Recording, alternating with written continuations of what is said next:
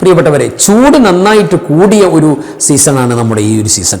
മാത്രമല്ല പല ജില്ലകളിലും യെല്ലോ അലർട്ട് അല്ലെങ്കിൽ റെഡ് അലർട്ട് പ്രഖ്യാപിക്കേണ്ടി വരുന്ന തരത്തിൽ കാര്യങ്ങൾ പോകാൻ ചൂടങ്ങോട്ട് കൂടിയിട്ട് നമുക്കറിയാം. ശരീരത്തിന് ചൂട് കൂടിയിട്ട് ഒരു പ്രത്യേക എന്താ പറയുക, ഒരു പൊള്ളൽ പോലെയാണ്, ഒരു ആവി പോലെ എടുക്കുന്നൊരവസ്ഥ. ഇത്തരം അവസ്ഥയിൽ ഒരു 7 കാര്യങ്ങൾ നമ്മൾ ശ്രദ്ധിച്ചു കൊടുത്തില്ലെങ്കിൽ നമ്മുടെ ആരോഗ്യം തകരും. നമ്മുടെ ലൈഫിൽ പിന്നെ നമ്മുടെ വർക്കൗട്ട് ചെയ്യാൻ നമ്മുടെ ഏത് പണിയാണോ ആ പണി നമുക്ക് കൃത്യമായിട്ട് എടുക്കാൻ പറ്റില്ല. ഈ ശ്രദ്ധിച്ചില്ല ഈ പണി കിട്ടും നമുക്ക്. അപ്പോൾ 7 കാര്യങ്ങൾ ഏതൊക്കെയാണ് നമുക്ക് നോക്കാം. അതോടൊപ്പം ഇത്തരം ഒരു ക്ലൈമറ്റ് വരുമ്പോൾ നമ്മൾ ചെയ്യേണ്ട ഒരു ദുആനെ കുറിച്ച് പറയുന്നുണ്ട്. ആ ദുആ ചെയ്യുന്നവർക്ക് അള്ളാഹു നരകമോചനം ഉറപ്പായിട്ടും കൊടുക്കും. അള്ളാഹു സാക്ഷി നിർത്തിക്കൊണ്ട് പറയുന്നുണ്ട് കാവല് കൊടുക്കുമെന്ന്. ആ ദുആ ഏതാ? അത് നമുക്കൊന്ന് പരിചയപ്പെടാം. ഈ വിഷയവുമായി ബന്ധപ്പെട്ടാണ് ഇന്നത്തെ ക്ലാസ്സിൽ നമ്മൾ സംസാരിക്കുന്നത്. അസ്സലാമു അലൈക്കും വറഹ്മത്തുള്ളാഹി വബറകാതുഹു. ബിസ്മില്ലാഹി വൽഹംദുലില്ലാഹി മാഷാ അല്ലാഹ് ലാ ഖുവത ഇല്ലാ ബില്ലാഹ്. അല്ലാഹുമ്മ സ്വല്ലി അലാ സയ്യിദിനാ മുഹമ്മദിൻ വഅലാ ആലി സയ്യിദിനാ വമൗലാനാ മുഹമ്മദ്. അൽഹംദുലില്ലാഹ്. അല്ലാഹു സുബ്ഹാനഹു വ തആല അല്ലാഹുവിൻ്റെ റിളവാൻ നമുക്കും വേണ്ടപ്പെട്ടവർക്കും പ്രദാനം ചെയ്യട്ടെ. ആഫിയത്ത്, അല്ലാഹുവിൻ്റെ ദീർഘായുസ് ആഫിയത്തോടെ, ആരോഗ്യത്തോടെ, സന്തോഷത്തോടെ അല്ലാഹു പ്രദാനം ചെയ്യട്ടെ. നമ്മുടെ ക്ലാസ് മുടങ്ങാതെ കേൾക്കുന്ന അൻവാർ ഫജൻ്റെ കുടുംബം, കമൻറ്റിൽ സന്തോഷം പറയുന്ന എല്ലാവർക്കും അല്ലാഹു ഖൈർ നൽകട്ടെ. നമ്മുടെ മരിച്ചുപോയ വേണ്ടപ്പെട്ടവർക്ക് അല്ലാഹു ജന്നത്ത് കൊടുക്കട്ടെ. എല്ലാ മുഅ്മിനീങ്ങൾക്കും അല്ലാഹു മഗ്ഫിറത്ത് കൊടുക്കട്ടെ. എല്ലാവിധ ആഫാത്ത്, മുസീബാത്തുകൾ, പരീക്ഷണങ്ങൾ, രോഗങ്ങൾ, കടങ്ങൾ, അതേപോലെ തന്നെ ദാരിദ്ര്യം, ഇല്ലായ്മ, അതിൽ നിന്നെല്ലാം അല്ലാഹു സുബ്ഹാനഹു വ തആല നമുക്ക് കാവൽ നൽകട്ടെ. ആമീൻ യാ റബ്ബൽ ആലമീൻ. പ്രിയപ്പെട്ടവരെ, നമ്മുടെ ഈ ക്ലൈമറ്റ് നമുക്കറിയാം, നല്ല ചൂടുള്ള ക്ലൈമറ്റാണ്. പലപ്പോഴും നമ്മൾ പറയാറുണ്ട്, ചൂടങ്ങോട്ട് കൂടിയിട്ട് ഒരു ആവി, ശരീരം പുകയുന്നത് പോലെ തോന്നുന്നു എന്നൊക്കെ പറയുന്ന ഒരു ക്ലൈമറ്റിലാണ് നമ്മളുള്ളത്. നമ്മൾ ഈ ഒരു മാസക്കാലത്തെ നോമ്പിൽ പലപ്പോഴും അത് കൂടുതലായി നമ്മൾ അറിഞ്ഞിട്ടുണ്ടാവില്ല. പലപ്പോഴും നമ്മൾ വിചാരിച്ചു അതിന് മുമ്പ്, പടച്ചോനെ ഈ നോമ്പ് എങ്ങനെയാക്കും ഈ ചൂടുകാലത്ത്. പക്ഷേ നോമ്പിനായിക്കുമ്പോൾ ശരീരത്തിന് ഒരു പ്രത്യേകമായി നമ്മൾ ഭക്ഷണമൊക്കെ ഒഴിവാക്കി വരുമ്പോൾ ശരീരത്തിന് കൂടുതൽ ഹീറ്റാകുന്ന, ഭക്ഷണം ദഹിപ്പിക്കാൻ വേണ്ടി ഊർജ്ജമെടുക്കുന്ന, വർക്കൗട്ട് ചെയ്യുന്ന ഒരവസ്ഥയൊന്നുമില്ല, ഫ്രീ ആണല്ലോ. അപ്പോൾ അതിൻ്റേതായ ഒരു ഹീറ്റ് കുറവ് നമുക്ക് അനുഭവപ്പെട്ടു. എന്നാൽ ഇപ്പോഴങ്ങനെയല്ല, നമ്മൾ സാധാരണ ഒരു ജീവിതത്തിലേക്ക് കടന്നു വന്നു. അപ്പോൾ നമുക്ക് ചൂട്, പിന്നെ അന്തരീക്ഷത്തിൻ്റെ, ക്ലൈമറ്റിൻ്റെ ആ ഒരു ചൂടും ആ ഒരു പ്രയാസവും എല്ലാം പലപ്പോഴും നമുക്ക് വലിയ വിഷമങ്ങൾ, പ്രയാസങ്ങൾ ഉണ്ടാക്കുന്നുണ്ട്. പല സ്ഥലങ്ങളിലും ചൂടിൻ്റെ അളവ് കൂടി വരുന്ന അവസ്ഥകൾ, പല ജില്ലകളും പിന്നെ യെല്ലോ അലർട്ട് കൊടുക്കുന്നുണ്ട്, പിന്നെ റെഡ് അലർട്ട് കൊടുക്കുന്ന അവസ്ഥകളിലേക്കൊക്കെ കാര്യങ്ങൾ പോകുന്നു ചില സ്ഥലങ്ങളിലൊക്കെ.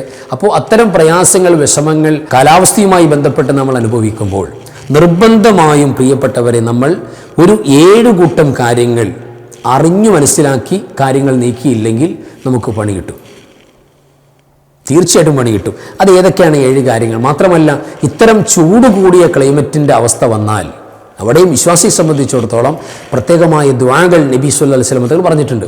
ആ ദുആകൾ നമ്മൾ കൃത്യമായിട്ട് പ്രോപ്പറായിട്ട് ഉപയോഗപ്പെടുത്തിയാൽ നമുക്ക് ഈ ലോകത്തും പരലോകത്തും അമ്പലാഭം ഉണ്ടാവും.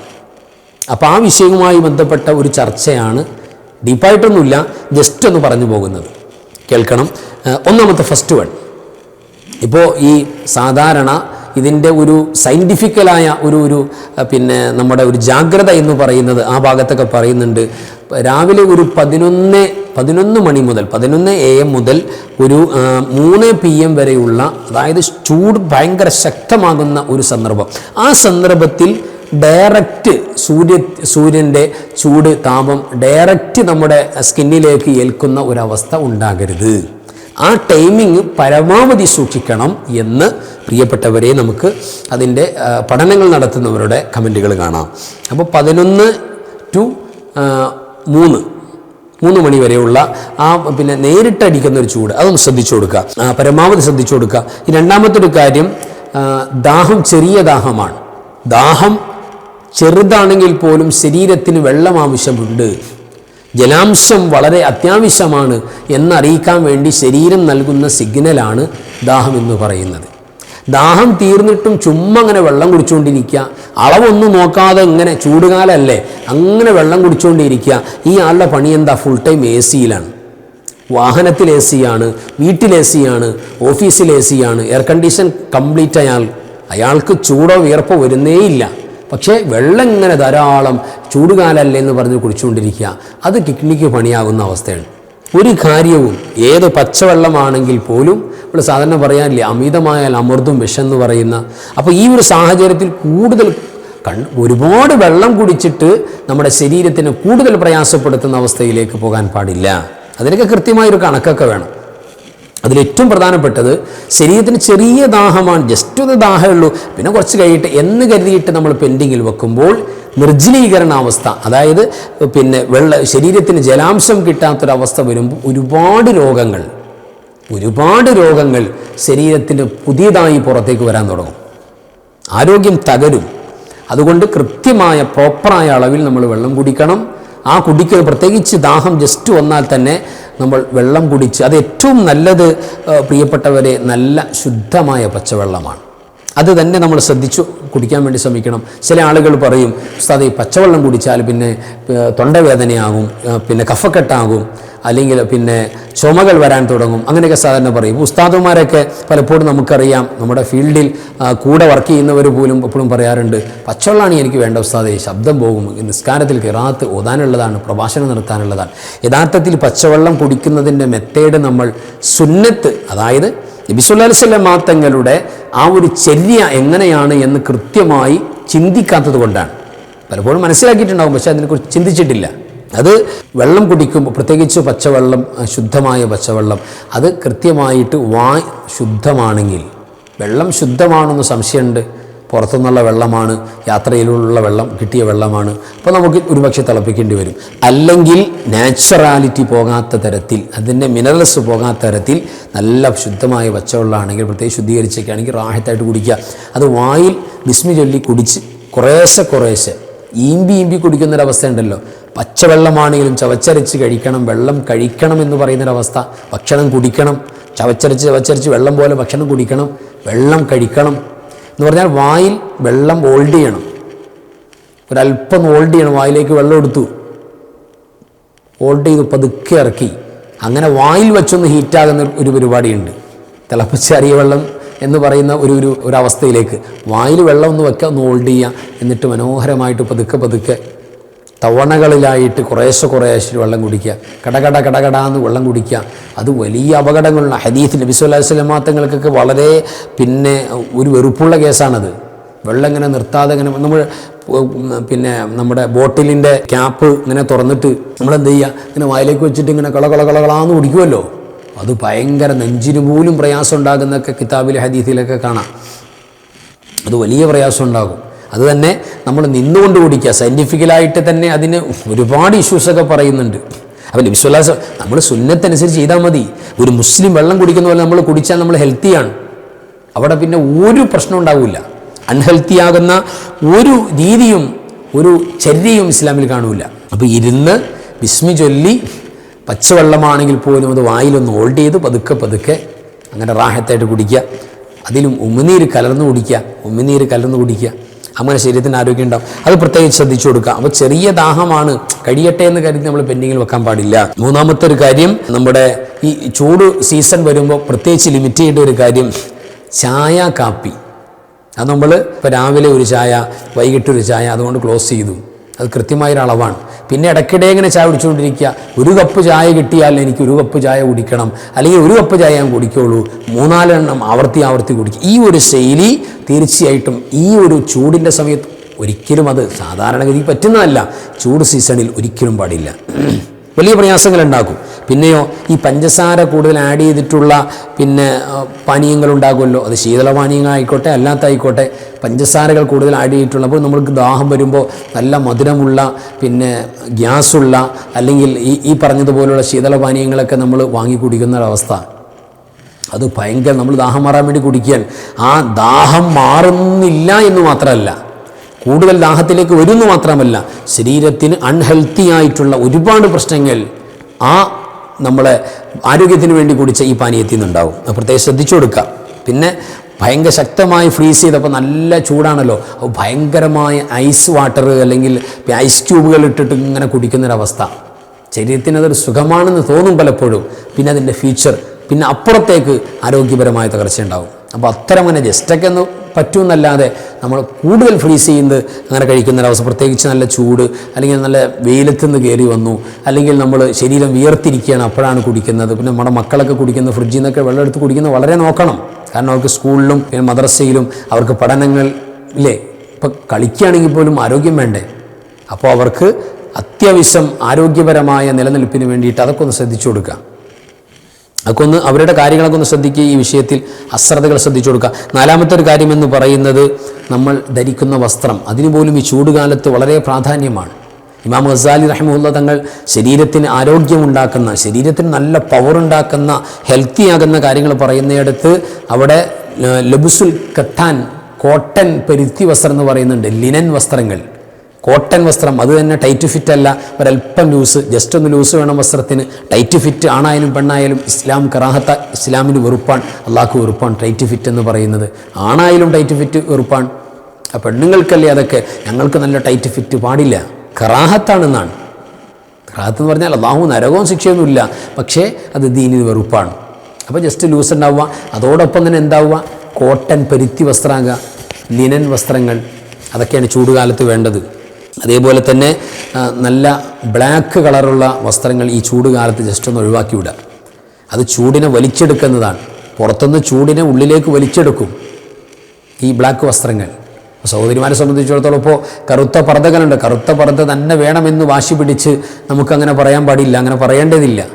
അപ്പോൾ ഈ ഒരു സീസണിലെങ്കിലും നമ്മൾ ഒരു കളർ ഷെയ്ഡിലേക്ക് ജസ്റ്റ് ഒന്ന് മാറുന്നൊക്കെ നല്ലതാണ്. ഏതായിരുന്നാലും ശ്രദ്ധിച്ചു കൊടുക്കുക. അഞ്ചാമത്തെ ഒരു കാര്യം എന്ന് പറയുന്നത്, പുറത്തിറങ്ങുമ്പോൾ, പുറത്തേക്ക് ഇറങ്ങുകയാണ്, അപ്പോൾ നമ്മൾ ജസ്റ്റ് ഒരു കുട കരുതുക, അതേപോലെ തന്നെ തല മറയ്ക്കുന്ന തൊപ്പി കരുതുക, പിന്നെ ജസ്റ്റ് നേരെ ഡയറക്റ്റ് അടിക്കാത്ത രീതിയിൽ അങ്ങനെയുള്ള ഒരു പ്രൊട്ടക്ഷൻ കരുതുന്നത് വളരെ നല്ലതാണ്. കാലിൽ ചെരുപ്പ് ഉപയോഗിക്കുക, ഇതൊക്കെ പറയുന്നുണ്ട് കൃത്യമായിട്ട്, അതൊക്കെ ശ്രദ്ധിച്ചു കൊടുക്കുക.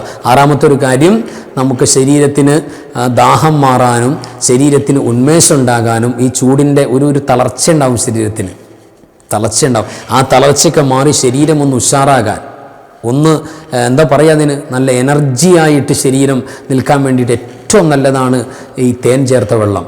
ശുദ്ധമായ, അതായത് പ്രോസസ്സ് ചെയ്യാത്ത, ചൂടാക്കാത്ത, ശുദ്ധീകരിക്കാൻ വേണ്ടി കെമിക്കലുകൾ ആഡ് ചെയ്യാത്ത നല്ല പച്ചയായ തേനീച്ച കൂട്ടിൽ എങ്ങനെയാണോ കൊണ്ടുവന്ന് നിക്ഷേപിക്കുന്നത്, അതെങ്ങനെയാണോ നാച്ചുറാലിറ്റി നഷ്ടപ്പെടാതെ അതങ്ങനെ തന്നെ ഇങ്ങോട്ട് തെക്കിയെടുത്ത് കുടിക്കുന്നത് പോലെ, അവിടെ നിന്ന് ഇങ്ങോട്ട് എടുത്തിട്ട് കുടിക്കുന്നത് പോലെ കിട്ടാവുന്ന തരത്തിലുള്ള തേൻ, അതാണ് നമ്മൾ നേരത്തെ പരിചയപ്പെടുത്തിയല്ലോ കഫാക്ക് ഹണി എന്ന് പറയുന്നത്. അത് വളരെ സിമ്പിളായിട്ട് വളരെ എളുപ്പത്തിൽ പ്രിയപ്പെട്ടവരെ നമുക്ക് കിട്ടാൻ പാകത്തിനുള്ള സൗകര്യം ഇതിൻ്റെ പ്രവർത്തകർ നമുക്ക് ചെയ്തു തന്നിട്ടുണ്ടല്ലോ. ഇപ്പോൾ താഴെ കമൻറ്റ് ബോക്സിൽ പോയാൽ അതിൻ്റെ ലിങ്ക് കൊടുത്തിട്ടുണ്ട്. ആ ലിങ്ക് ഒന്ന് ഓപ്പൺ ചെയ്ത് നമ്മുടെ അഡ്രസ്സ് കൃത്യമായിട്ടാണ് കൊടുത്താൽ നമ്മുടെ കൈകളിലേക്ക് നമുക്ക് കൃത്യമായിട്ട് അത് എത്തുന്നൊരവസ്ഥ ഉണ്ടാവും. അത് നല്ല ശുദ്ധമായിട്ട്, അത് പച്ചയായിട്ട് തന്നെ, റോഹണിയായിട്ട് തന്നെ നമുക്ക് കിട്ടുന്നൊരവസ്ഥയാണ്. വേറെ ഒന്നുമില്ല. അത് തേനീച്ചക്കൂട്ടിൽ നിന്നും നമ്മുടെ ബോട്ടിലേക്ക് ആക്കി എന്നുള്ള പ്രത്യേകതയല്ലാതെ വേറെ ഒന്നുമില്ല. അത്ര പച്ചയായിട്ട് കിട്ടാവുന്ന ഒരു സാധനമാണ്. അത് ഇപ്പോൾ ഈ സീസൺ എന്ന് പറയുന്നത് അതിൻ്റെ ഏറ്റവും പുതിയ തേനാണ് നമുക്ക് കിട്ടിയിട്ടുള്ളത്. അതിൻ്റെ ഒരു ഗോൾഡൻ കളറിൽ മനോഹരമായ ഏറ്റവും ടേസ്റ്റി ആയിട്ട്, അൽഹംദുലില്ലാ, അതിൻ്റെ വലിയ നിഅമത്തല്ലേ. ഒരാൾക്ക് രോഗമില്ലാതെ ജീവിക്കണമെങ്കിൽ മാസത്തിൽ ഒരു 3 തവണയെങ്കിലും കൈവെള്ളയിലേക്ക് ഒരല്പം തേനൊഴിച്ചിട്ട് നക്കി നാവുകൊണ്ട് നന്നായിട്ട് നുണഞ്ഞ് കുടിച്ചാൽ രോഗമില്ലാതെ ജീവിക്കുക എന്നൊക്കെ എത്രയോ കിതാബുകളിലും ഹദീസുകളിലൊക്കെ പരാമർശിച്ചിട്ടുണ്ട്. അപ്പോൾ ഡെയിലി തേൻ ചേർത്ത വെള്ളം രാവിലെ വെറും വയറ്റിൽ ജസ്റ്റ് ഇളം ചൂട് ജസ്റ്റ് ഒരു ടീസ്പൂൺ തേൻ ചേർത്തു. ആ രാവിലെ തന്നെ ബെഡ് കോഫി കുടിക്കുന്ന സ്ഥാനത്ത് ഇതങ്ങോട്ട് കുടിച്ചു, ബിസ്മി ചൊല്ലി, അൽഹംദുലില്ലാ. ആ വീട്ടുകാരും മക്കളൊക്കെ കുടിച്ചു. അതങ്ങനെ പതിവാക്കി പ്രോപ്പറായിട്ട് എന്നുണ്ട് ജീവിച്ചിരിപ്പട്ടെ. നബി സല്ലല്ലാഹു അലൈഹി വസല്ലം ശൈലി അങ്ങനെയാണ്. അതങ്ങനെ ഉണ്ടെങ്കിൽ പ്രിയപ്പെട്ടവരെ നമുക്ക് പിന്നെ ഹോസ്പിറ്റലുമായിട്ട് യാതൊരു കണക്ഷനും ഉണ്ടാവില്ല, ഒരു ബന്ധമില്ല. ഇതൊക്കെ എവിടെയെങ്കിലും കിതാബിൽ എഴുതി വെച്ച് ഉദ്ധരിക്കൽ മാത്രമല്ല, ഈ പാവപ്പെട്ട വിനീതിൻ്റെ അടക്കം എക്സ്പീരിയൻസാണ്, നമ്മുടെ കുടുംബത്തിലെ എക്സ്പീരിയൻസാണ്. വല്ലാത്ത ബെനിഫിറ്റാണ് അതിന്. അതൊക്കെ പിന്നെ ഉപയോഗിക്കാൻ തന്നെ ഒരു തൗഫീഖാണ്. അള്ളാഹിൻ്റെ ശിഫാഉൽ ലിന്നാസ് എന്നല്ലേ പറഞ്ഞത്. ഏത് മതക്കാർക്കും, ഞാൻ പടച്ചുവിട്ട മനുഷ്യനാണോ അതൊന്നും പ്രശ്നമല്ല, ഇതുകൊണ്ട് അവർക്ക് ഇമ്മ്യൂണിറ്റിയാണ്, രോഗമില്ലാതെ ജീവിക്കാം, അവരുടെ രോഗം മാറാൻ കാരണമാകും, എല്ലാം അമൃതല്ലേ. അപ്പോൾ അതൊക്കെ കിട്ടാം, അത് നല്ല പ്യൂറായിട്ട് കിട്ടുമെന്ന് പറയുമ്പോൾ നമ്മളൊന്ന് ശ്രദ്ധിച്ചു കൊടുക്കുക. ഒരുപാട് പേര് അത് പിന്നെ ഓർഡർ ചെയ്യുകയും കൈകളിലേക്ക് സ്വീകരിക്കുകയും ചെയ്തിട്ടുണ്ട്. അൽഹംദുലില്ലാ. അപ്പോൾ നമ്മൾ പരമാവധി അത് ആർക്കെങ്കിലും അത്തരം ആവശ്യങ്ങൾ ഉണ്ടെങ്കിൽ എന്നല്ല എല്ലാവർക്കും ആവശ്യമുണ്ട്. നമുക്ക് താഴെ കമൻറ്റ് ബോക്സിൽ നമ്മുടെ ലിങ്ക് കൊടുത്തിട്ടുണ്ട്. അത് നമുക്ക് വളരെ സിമ്പിളായിട്ട് അതങ്ങോട്ട് ഓപ്പൺ ചെയ്ത് അതിലേക്ക് നമ്മുടെ അഡ്രസ്സ് കൊടുത്താൽ മതി. അതുകൊണ്ട് സൂചിപ്പിക്കാൻ ഏതായിരുന്നാലും തേൻ ചേർത്ത വെള്ളം ഭയങ്കര പവറാണ്. നമുക്ക് നല്ലൊരു ദാഹമുണ്ട്, ക്ഷീണമുണ്ട്, കുറച്ച് വെള്ളം എടുക്കുക, പച്ച വെള്ളം എടുക്കുക, അല്ലെങ്കിൽ നമ്മൾ തിളപ്പിച്ചാറിയ വെള്ളം എടുക്കുക, ഒരല്പം തേൻ ചേർക്കുക, നന്നായിട്ട് അങ്ങോട്ട് അതിലേക്ക് നമ്മൾ ഷെയ്ക്ക് ചെയ്യുക, മിക്സ് ചെയ്യുക, എന്നിട്ടാണ് ബിസ്മില്ലാ കുടിക്കുക. എത്ര സന്തോഷമാണ്. കരിക്കിൻ വെള്ളം ഏറ്റവും കൂടുതൽ ഈ ചൂട് സീസണിൽ പരിഗണിക്കേണ്ടതാണ്. കരിക്കിൻ വെള്ളം ഇപ്പം നോമ്പ് തുറക്കുമ്പോഴൊക്കെ ഞാൻ ഓർക്കുന്നുണ്ട്, കരിക്കിൻ വെള്ളത്തിൽ ഒരല്പം തേൻ ചേർത്തിട്ട് നന്നായിട്ട് ഷെയ്ക്ക് ചെയ്തിട്ട് അൽഹംദുലില്ലാഹ് എത്ര സന്തോഷവും എത്ര മനസ്സിന് തന്നെ ഒരു ഹാപ്പിനെസ്സാണ്. ഹാപ്പി ഹോർമോൺ പ്രൊഡ്യൂസ് ചെയ്യുമെന്ന് പറഞ്ഞില്ലേ, അപ്പോൾ അതിലൊക്കെ തേൻ വളരെ പങ്കുവഹിക്കുന്നുണ്ട്. കരിക്കിൻ വെള്ളം, അതേപോലെ തന്നെ മോര് വെള്ളമൊക്കെ വളരെ നല്ലതാണ്. ഈ ചൂടിൻ്റെ ഒരു പ്രത്യേകിച്ച് ഉച്ച സീസണിലൊക്കെ വളരെ നല്ലതാണ്. അതൊക്കെ നമ്മൾ കൂടുതൽ ഉൾപ്പെടുത്തുക. അതേപോലെ തന്നെ ഏഴാമത്തൊരു കാര്യമാണ്, നമുക്ക് സുലഭമായി ചൂട് കാലത്ത് കിട്ടുന്ന സംഗതിയാണ് ഈ ചക്കരമത്തൻ, വാട്ടർമെലൻ, തണ്ണിമത്തൻ. നബി സല്ലല്ലാഹു അലൈഹി വസല്ലം തങ്ങൾക്ക് 2 ഫ്രൂട്ടുകളോട് വല്ലാത്ത ഇഷ്ടമായിരുന്നു എന്നാണ്. ഒരു ഫ്രൂട്ട് എന്താണെന്നറിയോ? മുന്തിരിയാണ്.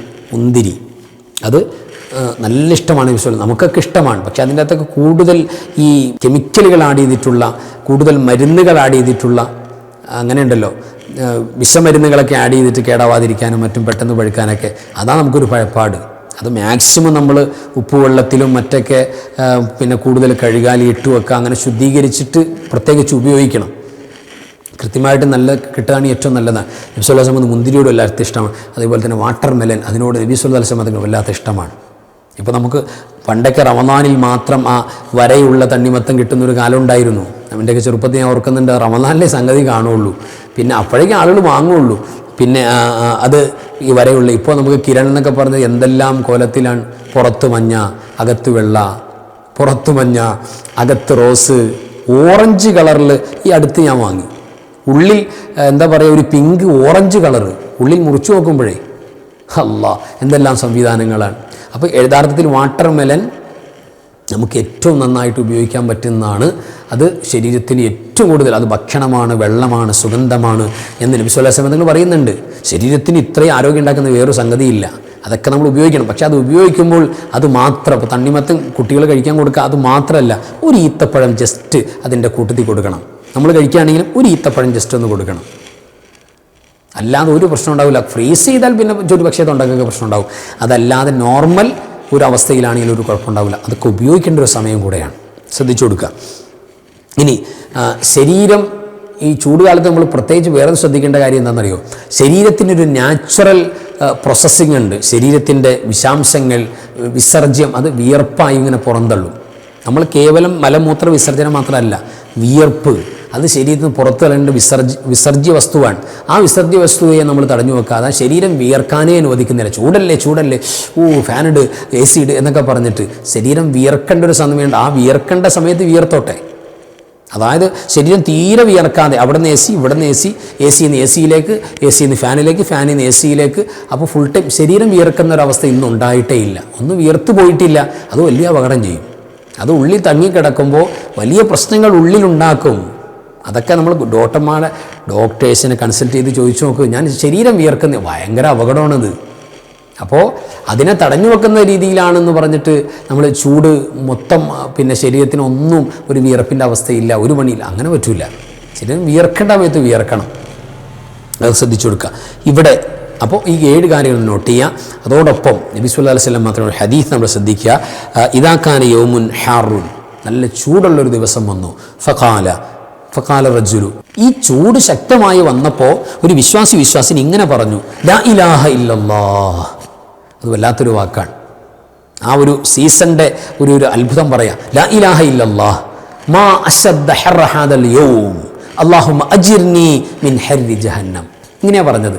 ലാ ഇലാഹ ഇല്ലല്ലാഹ് മാ അശദ്ദ ഹർറ ഹാദൽ യൗം. അതായത് ലാ ഇലാഹ ഇല്ല, അല്ലാഹു ഇല്ലാതെ ഇലാഹില്ല. ഇന്ന് വല്ലാത്ത ചൂടുള്ള ദിവസമാണല്ലോ. മാഷദ്ദ ഹർറ ഹാദൽ യൗം, ഇന്ന് വല്ലാത്ത ചൂടുള്ള ദിവസമാണ്. അല്ലാഹുമ്മ അജിർനി മിൻ ഹർരി ജഹന്നം. അല്ലാഹു നരകത്തിൻ്റെ ചൂടിൽ നിന്ന്, നരകാഗ്നിയിൽ നിന്ന് എനിക്ക് കാവൽ നൽകണേ അല്ലാഹ്. ഇങ്ങനെ പറഞ്ഞാൽ നരകത്തിനെ സാക്ഷി എത്തിക്കണം. അല്ലാഹു പറയും, നീ സാക്ഷി നിൽക്ക്, ഈ മനുഷ്യനെ നിന്നിൽ നിന്ന് ഞാൻ കാവൽ കൊടുക്കാം, ഞാൻ രക്ഷപ്പെടുത്തി നരകമോചനം കൊടുക്കാമെന്ന് അല്ലാഹു പറയും എന്നാണ് ഹദീത്ത്. അപ്പോൾ ഈ ചൂട് സമയത്ത് വല്ലാത്ത ചൂടായിപ്പോയി, ഈ ഇടങ്ങേറ് ഉടക്കത്തെ ചൂടെന്നൊക്കെ പറഞ്ഞിട്ട് അങ്ങനെ ശാപവാക്കുകൾ പറയാൻ പാടില്ല. അതൊരിക്കലും പറയാൻ പാടില്ല. ഇന്നമാനദ്ദഹർ, കാലഘട്ടം, ചൂടും തണുപ്പും എല്ലാം സംവിധാനിക്കുന്നവൻ അല്ലാഹുവാണ്. അതിനെ ചീത്ത പറയാനോ ആക്ഷേപിക്കാനോ പാടില്ല. നമുക്ക് റോളില്ല. എന്തു പറയാം? ലാ ഇലാഹ ഇല്ലല്ലാഹ് മാ അശദ്ദ ഹർറ ഹാദൽ യൗം അല്ലാഹുമ്മ അജിർനി മിൻ ഹരി ജഹന്നം. ഈ വാക്കാ പറയേണ്ടത്. ഈ വാക്കിന് നരകമോചനം കിട്ടും. അപ്പോൾ നേരത്തെ പറഞ്ഞ കാര്യങ്ങളൊക്കെ ശ്രദ്ധിക്കുന്നതോടൊപ്പം ഇതുകൂടെ നമ്മൾ ശ്രദ്ധിച്ചു കൊടുക്കുക. ഈ ദുആ കൂടെ, ഈ ദിക്ർ കൂടെ വല്ലാത്ത പ്രാധാന്യമാണ്. അല്ലാഹു സുബ്ഹാനഹു വ തആല കാര്യങ്ങൾ കൃത്യമായി മനസ്സിലാക്കാനും ഉപയോഗപ്പെടുത്താനും ഈ ചൂട് സീസണിൽ നമ്മുടെ ഹെൽത്ത്, ആരോഗ്യം കൃത്യമായിട്ട് നിലനിർത്താനും അതിന് വേണ്ട എല്ലാവിധ ശ്രദ്ധയും കൊടുക്കാൻ നമുക്ക് അല്ലാഹു തൗഫീഖ് നൽകട്ടെ. അല്ലാഹു ഇരുലോക ആഫിയത്തും സിഹത്തും പ്രദാനം ചെയ്യട്ടെ. മരിച്ചവർക്ക് ജന്നത്ത് കൊടുക്കട്ടെ. ആമീൻ യാ റബ്ബൽ ആലമീൻ. വആഖിറു കലാമി അൽഹംദുലില്ലാഹ്. അസ്സലാമു അലൈക്കും വറഹ്മത്തുള്ളാഹി വബറകാതുഹു. بسم الله ما شاء الله لا قوة إلا بالله ما شاء الله كل نعمة من الله ما شاء الله الخير كله بيد الله ما شاء الله لا يصرف السوء إلا الله بسم الله ما شاء الله لا قوة إلا بالله ما شاء الله كل نعمة من الله ما شاء الله الخير كله بيد الله ما شاء الله لا يصرف السوء إلا الله بسم الله ما شاء الله لا قوة إلا بالله ما شاء الله كل نعمة من الله ما شاء الله الخير كله بيد الله ما شاء الله لا يصرف السوء إلا الله لا يا داخل الجنة تبشر